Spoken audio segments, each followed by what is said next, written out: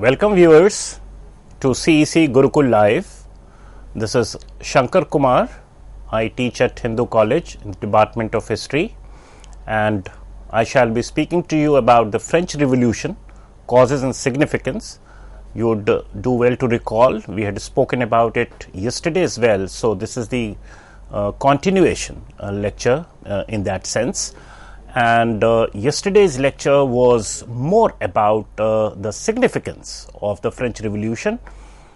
We had traced the criticality of the French Revolution, not only for France but for Europe in general, in terms of the monumentality of change, in terms of irreversibility of change that this event characterized.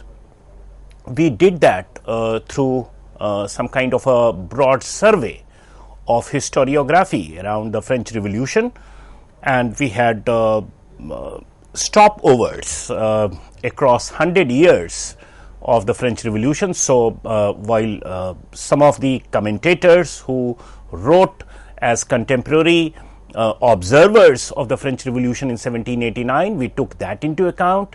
Then we stopped at around 1889 when France was celebrating 100 years of the French Revolution. It was the political backdrop of the Third Republic that gave a particular color and tinge to the historiography around that time. And then we went on to trace it at around 1989, which marked the 200 years or bicentenary celebration of French Revolution. And then we saw as to how Britain responded, as to how France itself wanted to project as the inheritor of the spirit of the French Revolution. It wanted to proclaim to the world that it has the revolution is over, in the sense that the avowed principles and objectives of the revolution have been attained, and it should be a contented kind of a society in France. So, it is with that sense of political legitimacy or seeking political legitimacy that influences historical writings around French Revolution. That is something which is common to all kinds of history writings. So, alongside the events that happened or that characterized 1789 situation, we also should be mindful of as to how over a period of time different historians and the political context or the social context, which keep changing, tries to redefine, they try to give new attributes to an incident that has already happened. So, it is through this lens that we try to understand the significance of the French Revolution. Today's lecture would be little bit about the leftover aspect of the significance of the French Revolution, and then we would move on to the causes of the French Revolution.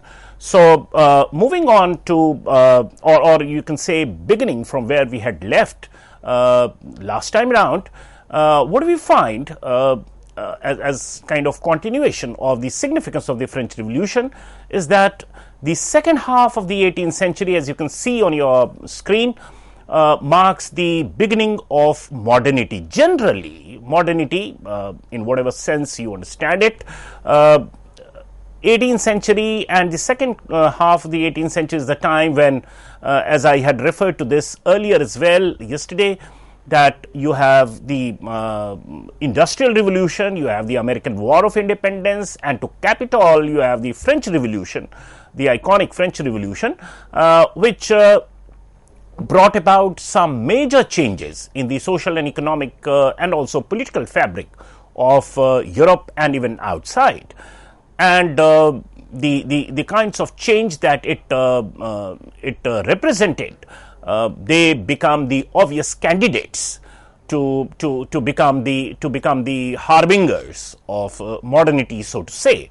And when we say modernity, please be mindful of the fact that we mean political modernity, social modernity, economic modernity, even religious modernity, and it is that element of reason which was so eloquently expressed by the Enlightenment writers that were for the first time given a chance on the actual political plain to be played out. So the issue of citizenship, the issue of liberty, the issue of fraternity, the issue of nationhood, the issue of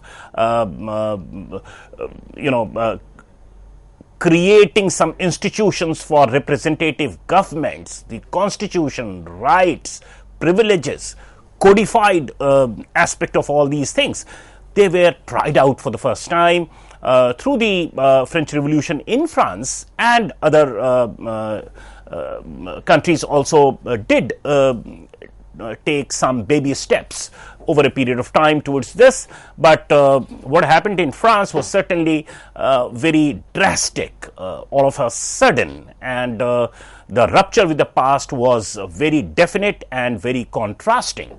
And that is something which is one of the defining features of the French Revolution. As you can see on your slide, Tocqueville, who is a contemporary social commentator, he is saying that the past has ceased to throw light upon the future, and this is saying right at the point of time when French Revolution has begun. So the revolutionaries are very much aware of what they are up to, and they are very much aware of the fact that they have broken away from the past and they are seeking to build a new future. And the political and social architecture of this new future is something which cannot be guided by the experience from past, because it is drastically different. So it's an experimentation into the future. As we move across this lecture, we will see as to how content and substance to this statement can be had from the actual content of the revolution. Now, while we talk about this significance, we should also appreciate and understand that France, at around this point of time, 1789, is the most populous country in Europe, and its population stood at around 27 million in 1789. And just to give you a perspective, the British population at around this point of time was just 1/3 of the French population. And therefore, any incident, any change of the kind of the French Revolution directly impacted a very vast majority of people, a very vast number of people, so to say, and the ripple effect of this, of course, was felt all across the 19th century in other European territories and so forth, through the Napoleonic experiment of empire building. Some of the sensibilities and some of the spirit of the revolution did travel far and wide. Now, therefore, if you look at 1789, it is a special sense of newness with which French people are seeing themselves, and therefore the meaning of this word revolution that we referred to in yesterday's lecture in great detail was no more restorative.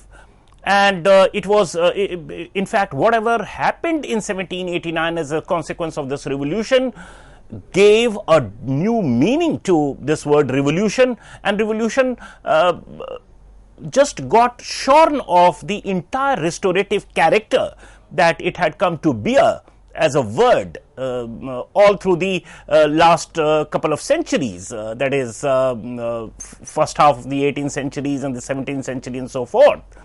So from here on, revolution meant a drastic rupture from the past, which is irrevocable, and it is a new kind of scenario that it leads to. And so it is this degree of change that we are now talking about. Similarly, as I said, that the contemporary people, leaders and the participants, the revolutionaries, are very much aware of the kind of break that they are marking with past. Robespierre, the iconic leader of the French Revolution, so eloquent speaker, who drew large number of crowds, and he was particularly very popular in terms of his declamatory skills, and even politics riding on personal declamatory skills is something that is born of this, because it became very fashionable for the leaders, political leaders around French Revolution, to be good speakers who can sway people, who can sway the audience. In fact, the iconic tennis court deliberations that happened at the National Assembly immediately after the revolution was held with an audience available to hear out what the deputies of the National Assembly had to say. So it was, of course, direct telecasting was not there in terms of technological advancement, but there were people who were watching their leaders deliberate on issues of national importance. So that is something that is also born of French Revolution, and Robespierre's personality exemplified that.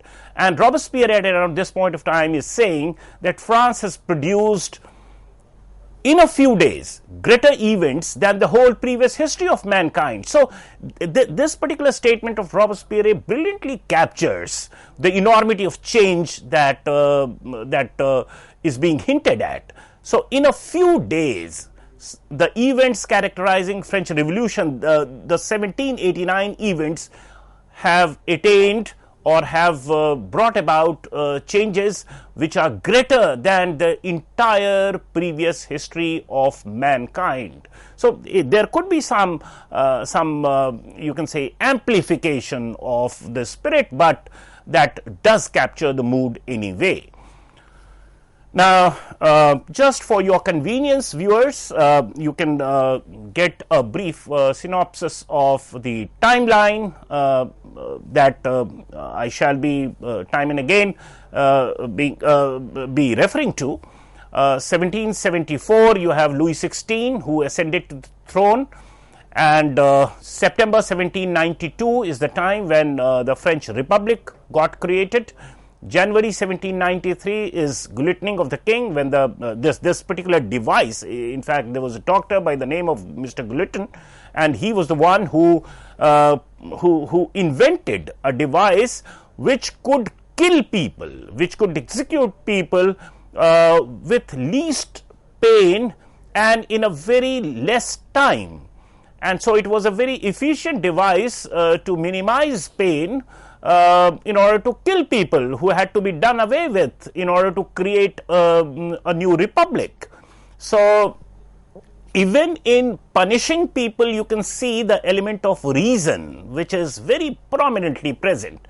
And so the king, Louis XVI, was guillotined in January 1793, and October 1793 you have the adoption of new republican calendar, and which continued till around 1805, and we shall be talking about as to what this republican calendar was all about. But why I am telling all these things is just to give you a sense of departure with past, and how reason was the new buzzword, and it permeated the entire set of change that the revolutionaries were trying to bring about. Be mindful of the fact that so far we have only been talking about the constitutionality of the change, but French Revolution is much more than that. Constitutional changes had happened even elsewhere in Britain or in other countries, but French Revolution is French Revolution because it went beyond constitutional change. It is the role of the crowd, the Parisian crowd, who brought about a new element of constituency in terms of politics, and it is they who were dictating terms in terms of bringing about political changes in France, and the municipality of Paris, election of a mayor, and so forth. So all these things are over and beyond this, and we shall try and see when we start talking about the causes as to what was the role of the crowd, and what was the nature and character of those changes. So continuing with our discussion on the new calendar, which is yet another, you can say, yet another instance where one can see how the revolutionaries were trying to even enter into the realm of culture and everyday life, the mundane affairs of reckoning with dates and years and months, and they are just doing away with the conventional Gregorian calendar, which is Catholic Christian based, which is based on belief, which is based on religiosity, and they are deliberately doing away with this practice and introducing a new calendar to reckon with time, as they have created a new republic.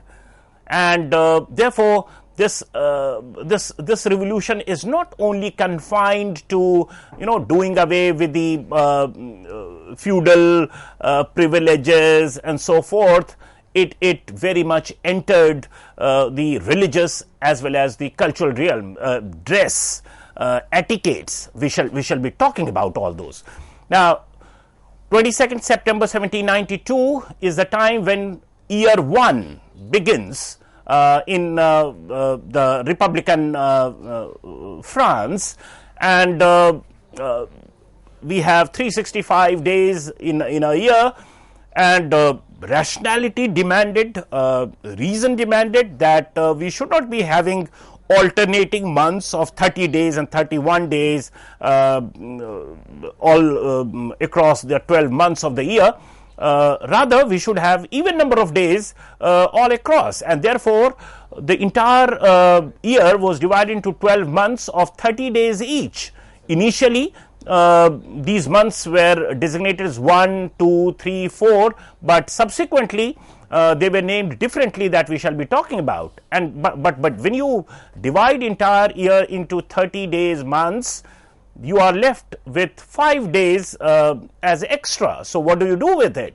And the revolutionists decided that, well, these 5 days could be celebrated as Republican festival days, and these 5 days were dedicated to 5 different virtues, or you can say 5 different attributes, and one is of course virtue, the other is talent, the other is labor, ideas, and reward. So these are the 5 virtues, or you can say values that characterize those 5 leftover days after dividing a year into 30 days of 30 days, 12 months, and so forth. And what do you do with the leap year? And the February month in the conventional calendar is the one which reckons with the leap year. So every 4 years you have 1 day less, 1 day more. That accounts for the leap year. But that's irrational. Why February? So once they reorganized the months, they left the last month to account for the leap year after every 4 years, and that day was also celebrated as a revolutionary day, and that also tells you about the element of reason that went behind the reorganization of months. Now, they did not stop only here. They went beyond, and they gave different names to these 12 months, and these names are not mythical names, and they are based not on the bourgeois value, but these renamed months are based on the peasantry ethics or peasantry preoccupation, and therefore it is the seasons.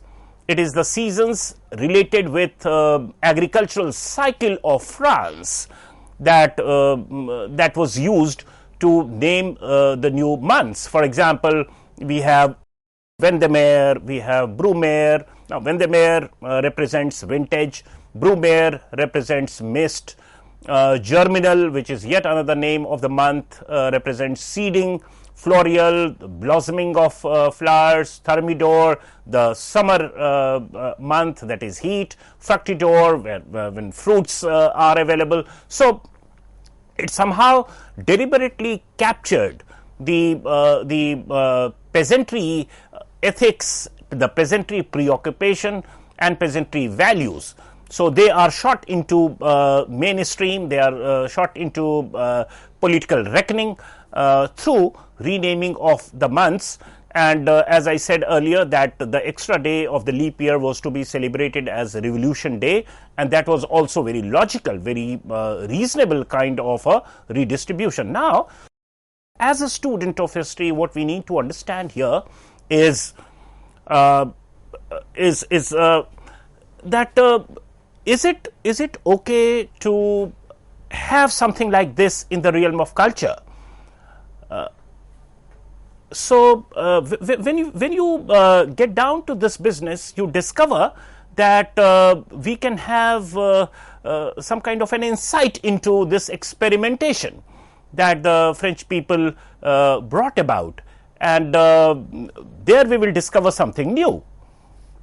So we were talking about the utility of bringing about such changes in the realm of culture, and historically it tells us that such changes in the domain of culture may not be long lasting, and we generally tend to underestimate the force of culture in shaping historical changes, and that's why perhaps revolutionaries went overboard in this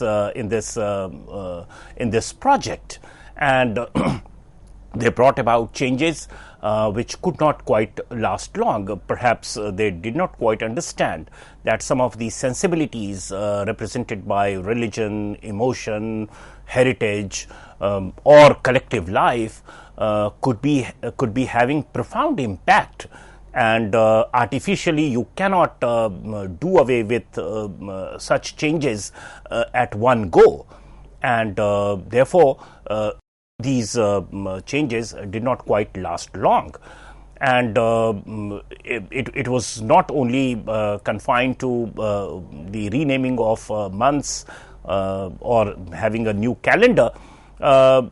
The Festival of Reason, as we just spoke about, was seen by the contemporary people as an explicit attack upon Catholic Church. That was because the revolutionaries even devised a new way of worshipping. And for example, as you can see on your slide, the Cathedral of Notre Dame, which was a very old institution for worshipping, you had a new system of worshipping. There would be a mountain kind of a structure erected inside the cathedral, and that mountain was a reflection of the ruling party, because Montagards were the ones who were ruling at this point of time towards the beginning of the revolution in the National Assembly, and it is their image that is getting carried over into the realm of religion. And then there is a temple on the top of that mountain with a motto to philosophy. I'm translating that all in English. I'm not using the French words here. So that again tells you about the centrality of logic, reason, and so forth, rationality. And then they did away with the entire system of having statues, and instead they had a lady dressed in white as liberty, exemplifying liberty, symbolizing liberty, who would descend from that temple at the time of worshipping. The people would gather around that mountain, and she would descend to receive homage of the crowd. And this was real lady receiving homage from people at large, and not some mythical figure that they are worshipping. And so religion, worshipping, all those aspects of everyday life is getting reshaped through logic and reason, and that's why several of the contemporary commentators spoke of the Enlightenment values that were behind these changes. But as we would see that more than that, there was another element, another tangent to the entire set of changes characterizing French Revolution that could not be addressed by the contemporary historians. So, this particular step of new way of worshipping was seen as an attempt to abolish the tradition and habits of the Catholic idolatry, and it had ramifications. In fact, the counter-revolutionaries in fact organized themselves around some of these changes that they did not quite like, and they wanted the things to be brought back. And if you look at France today in 21st century, still there are some elements in French population who abide by the counter-revolutionary spirit, and they say that French Revolution is not only about the changes, that is the mainstream changes, it is also about the kind of resistance offered by the counter-revolutionaries. Similarly, continuing our discussion into the realm of culture, we have sans-culottes. Sans-culottes dress. This is sans-culottes is a political identity acquired by the revolutionaries who wore a particular kind of dress, and this dress was like full trousers, which was working class, or you can say common people attire, instead of the low breeches which were usually worn by the aristocratic people. So in one's sartorial expression, the revolutionaries are being very explicit, and sans-culottes identity is on account of their dressing habit, and that also represented the anti-aristocratic spirit with which the revolutionaries were working. Similarly, for several other etiquettes that I referred to, for example, it was very common for the Frenchmen in the pre-revolutionary times to accompany a lady who is sitting alone. They would go, bow, and ask for her hand, kiss it, and that was an aristocratic value. All these values were detested by the revolutionaries. They deliberately wanted to do away with these etiquettes, these cultural values, these cultural expressions, and a new set of behavior, public behavior, was sought to be foisted upon the new Republican France. Now, again, it is debatable whether it is desirable, or they should not have gone overboard, because these artificial changes did not quite last long, and it brought more controversies than any substantive change. Now, this sums up, by and large, the significance aspect of our discussion in terms of the French Revolution. We tried to wade through all the segments of human life: economy, society, culture, religion, politics, and so forth. And having discussed that, since our lecture is also about the causes of the revolution, so let's try and zero down to the specific causes which are spoken of by historians in terms of the French Revolution. Now, as I spoke to you earlier, that this period is also regarded in general as having heralded what we know as modern times, and it's difficult to only talk about French Revolution having brought about all those elements of modernity, because things or changes don't happen in isolation. Of course, there were several formative influences coming from elsewhere as well. As I said before, industrial revolution was also simultaneously unfolding in other part of Europe, in Britain, and very gradually it also was influencing, was changing the economic scenario in France, in Germany and so forth, and one could not have remained immune to that. Adam Smith had written about free trade in his Wealth of Nations. That was in the 1770s, and the idea of free trade, laissez-faire and so forth was also gaining acceptance. The bourgeoisie is making money, is becoming more and more politically relevant. They are trying to enter into the political decision making, may not be directly, but through some means and measures, through some new laws, through some constitutional provisions, through making contractual agreements more sacrosanct and so forth. So bourgeoisie is at play.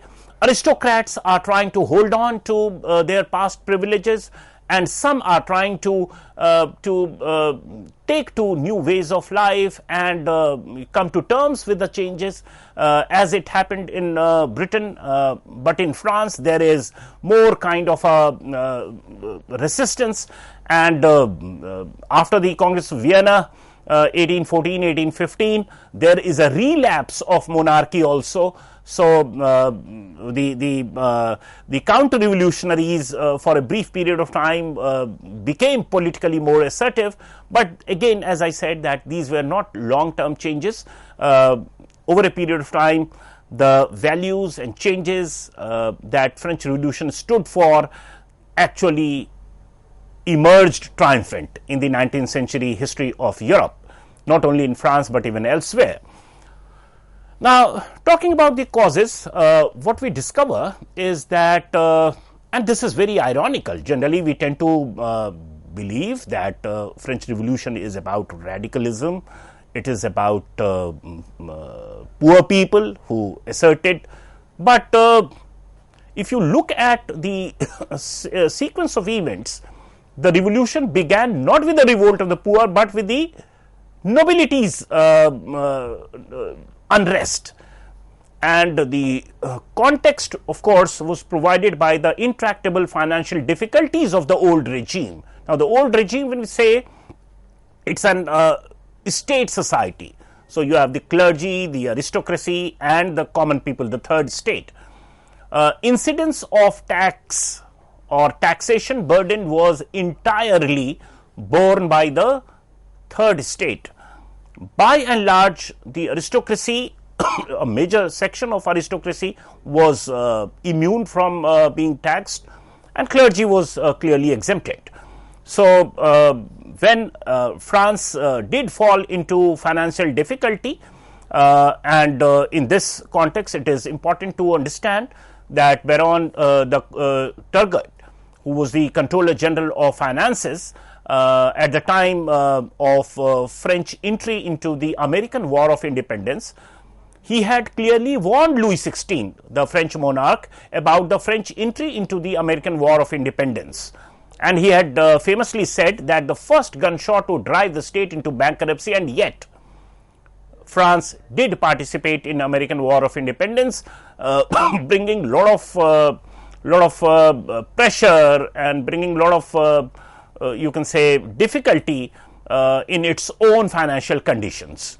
And so that is also regarded as one of the factors to why French economy was in turmoil around the time when French Revolution began.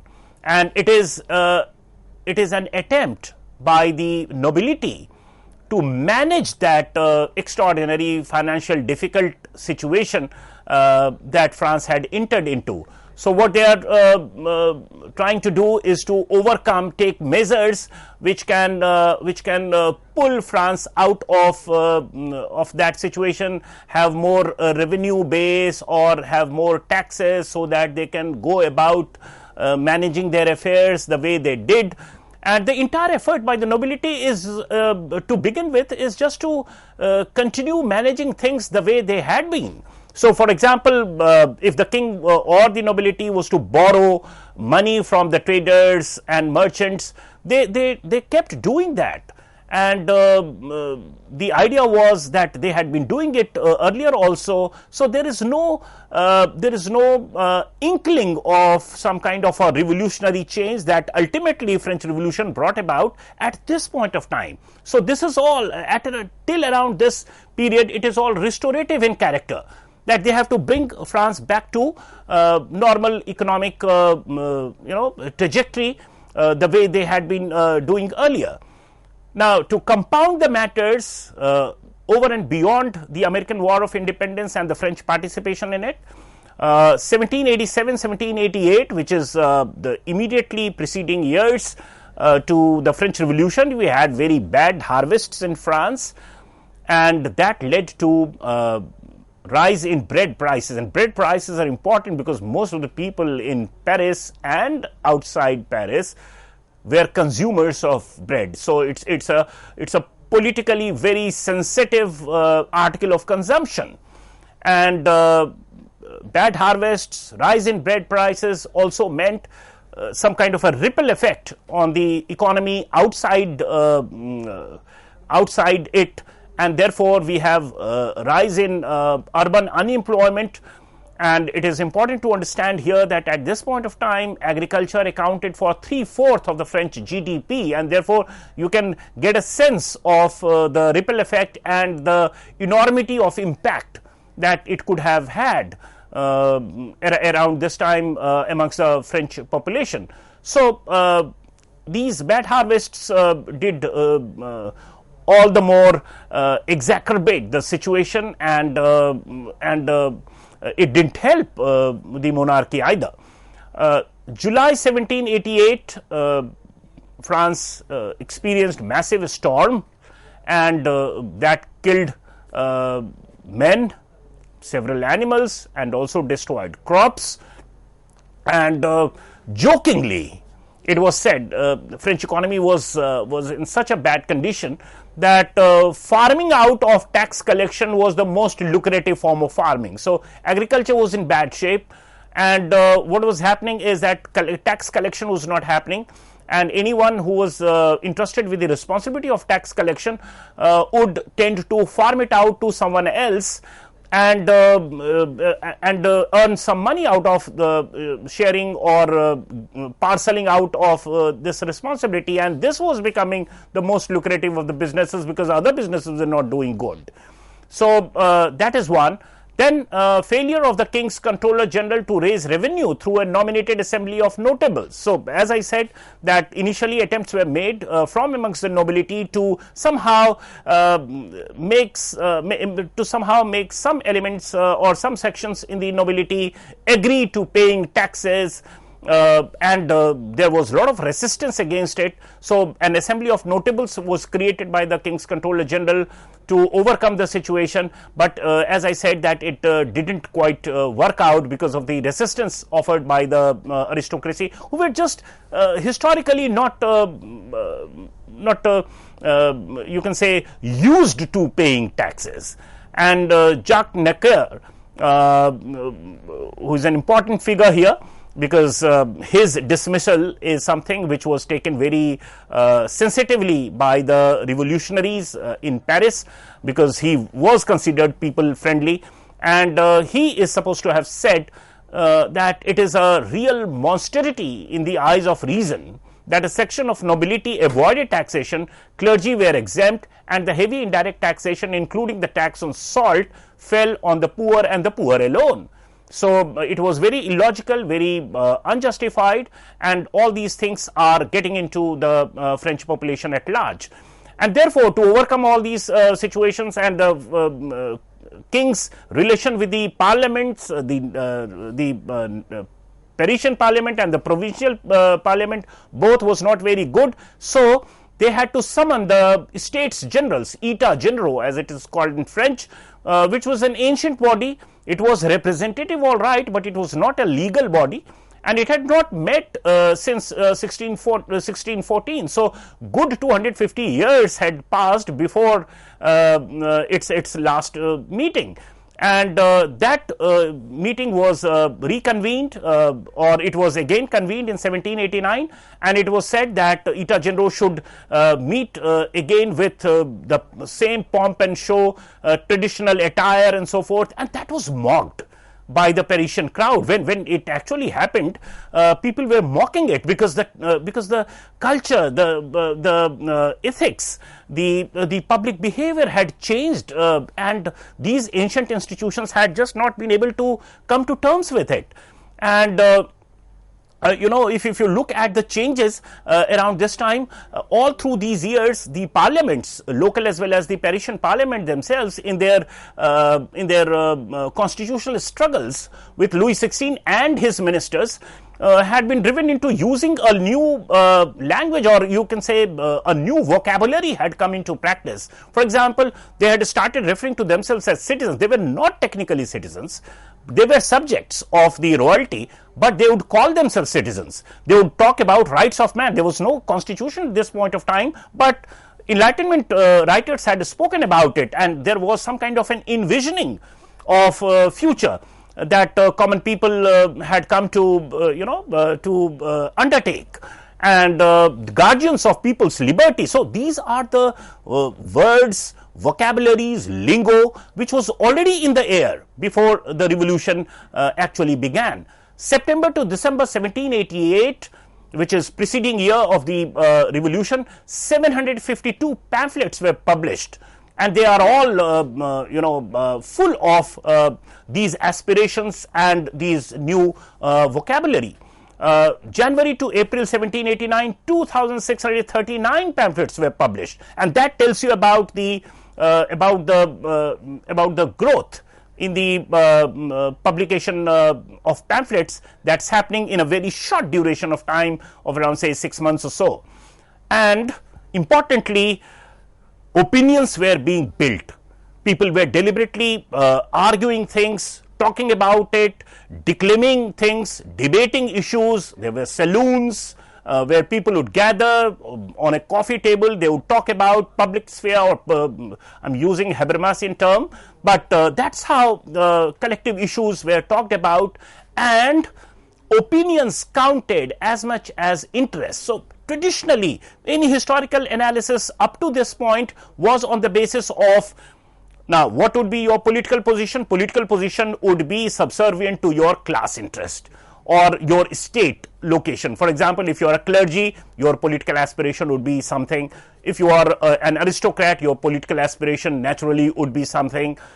Similarly, if you are third estate, you would be a little bit restive about the existing state of things. But here, the French people are talking, were reading, are pamphleting, and debating issues, and opinions acquired an autonomy of its own. There are several clergy people who are, for example, Abbé Sieyès. Abbé Sieyès is not from third estate. He is a clergyman, but he is championing the cause of the third estate. So opinions counted as much as interest. That had not happened so far in history of France, and that is being given a chance for the first time perhaps in French history at the start of the French Revolution. There are peasant riots generated by popular discontent at several places in France. You can see on your slide some of these names, and these peasant riots are a consequence of mixture of opinions, of interest, and also violence. They are violent protests. Similarly, there is 2 days of rioting at Faubourg Saint-Antoine in April 1789, leading to 25 deaths. And this section of people who are involved in this rioting played a very crucial role in the storming of Bastille, which is an iconic event in terms of marking the beginning of this revolution. The storming of Bastille that happened around July 1789 was an event that reckoned to the monarchy for the first time that it is much more than a mere riot. It is a revolution, and you can see some of the accounts, contemporary accounts, where these things are mentioned, that it occurred to them that something big is about to happen. And therefore, what we find in Abbé Sieyes's writings, today the third state is everything. He wrote a pamphlet, What is the Third State? And there he is writing this particular statement, today the third state is everything, while the nobility is just a word. And the third state has come to acquire a lot of political weight and muscle, and it embodied a lot of liberal aspirations. And yet, if you look at the set of deputies, there were more than 700 deputies. Deputies are elected representatives of the third state. And if you looked at the social profile of the third state, you discover that it was not very representative of the constituencies that it actually served. So it was heavily loaded in favor of the government servants, lawyers and merchants. More than 500 of the deputies out of 750 or 700 odd deputies were either government servants or politicians or merchants and so forth. And they are not from the usual image of the third state, usual social profile of the third state. And that is critical, because the constitutional changes that were being brought about as a result of this revolution at the behest of the deputies in the third state was not something which was catering to the requirements and aspirations of the people on the street. The people on the street are common people who are petty shopkeepers, who are barbers, who are small booksellers, and their aspiration is something else. They wanted the National Assembly to debate bread prices and so forth, something that is more mundane and everyday in character to their lives, rather than big strategic issues. And the third state representatives were more concerned about the constitutional changes, the liberal values, the honoring of contract and so forth. So all these things got into a different kind of intermixed scenario, and that is what gave a very complex character to the French Revolution in terms of the trajectories which are identified as having brought about, as having triggered the changes that we tend to identify with the French Revolution. And for example, we spoke about the peasants, we spoke about the people on the street. You'd recall the famous incident where from Versailles the crowd is escorting or taking along the king and the queen, and in Paris there are placards that reads, "Welcome the baker and his son," and so forth, as if the king is also seen as one who is a common person. So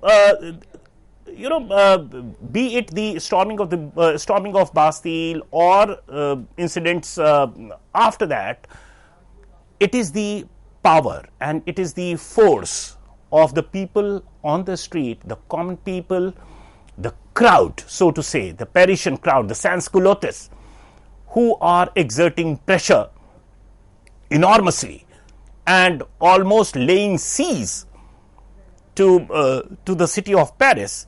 And it is this restive situation which did not allow the constitutional changes to put a full stop to the revolution.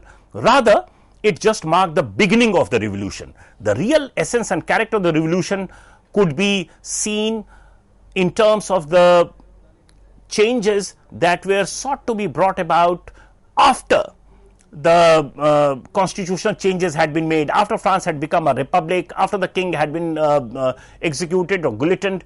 Then you have the reign of terror. And during those 2 years of the reign of terror in 1792, 93, 94, it is the aspiration of the common people. It is that socialist, or you can say it is that pro-poor policies that is becoming more and more prominent. You have the law of the maximum, that is maximum price at which you can sell. Similarly, you have several other emergency provisions under which people can merely be suspected of treason or being soft towards the counter-revolutionaries or the aristocracies and so forth, and they would be held captive without trial. They would be killed.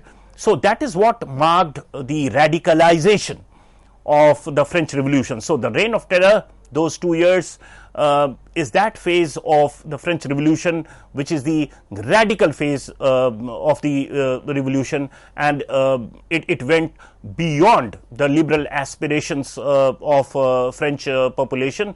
And thereafter you have the period of Directory, which brought about little bit of scenario back to some saner proposition, but French Revolution is all about it. So you cannot do away with those 2 years of the Reign of Terror to give a particular sanitized version of French Revolution, and that is what gets emphasized in the historiography that we discussed in our previous lecture, where we said that at different moments in history, at different points of time, say 1889 and 1989, we have the leadership in France trying to give one particular version as the version of the revolution.